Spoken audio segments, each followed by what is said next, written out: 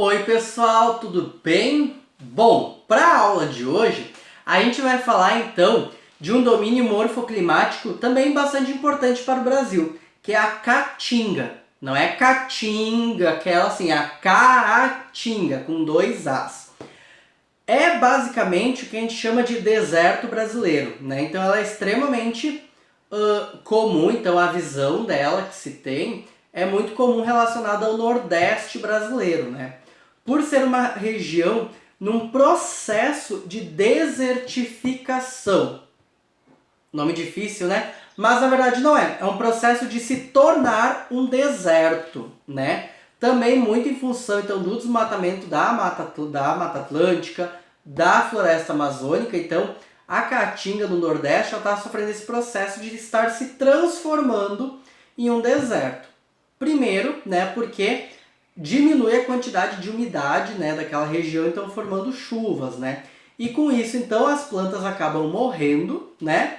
E também aumentando o calor muito naquela região, né? Então, em dias muito quentes, né, então a temperatura do solo pode chegar até 60 graus. Isso é muito quente, muito mais quente do que a gente tem aqui no nosso verão. Isso que o nosso verão aqui já é muito, muito quente, né?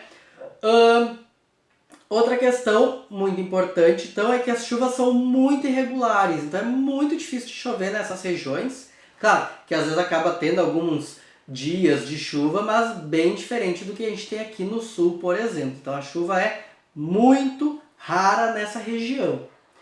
Isso também acontece causando então com que grande parte da vegetação acabe perdendo as folhas, né? Então as árvores ficam secas muitas vezes, ou com um aspecto esbranquiçado, que muitas vezes se chama de caatinga branca, né? Então porque olhando assim para a paisagem vai ser tudo meio esbranquiçado, sem cor.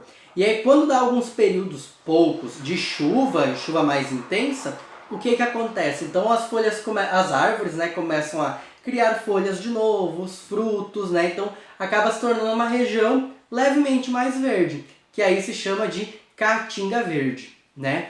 Algumas adaptações dos animais, das plantas dessa região, por exemplo, é que nessa região tem muitos cactos, né? Porque o cactus ele consegue sobreviver a grandes períodos de seca, né? Então ele não precisa de tanta água. Então por isso quando se corta um cacto, ele é muito úmido por dentro, ele consegue reter muita água, né?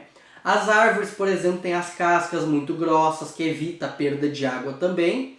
E alguns animais, então, eles já são adaptados. Então a carapaça, né? Então a pele deles já vai ser mais grossa, né? Por exemplo, tem uma espécie de perereca que vive lá, que ela tem uma camada de cálcio, né? Então na pele dela, que vai evitar então essa perda de água, né?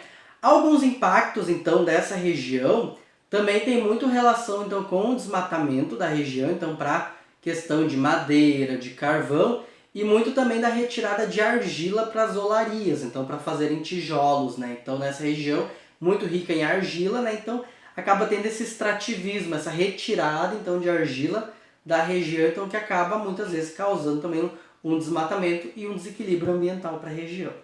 Certo? Então, para a aula de hoje, então, nós vimos a caatinga, né? Então, que é o bioma mais comum então do Nordeste brasileiro, certo?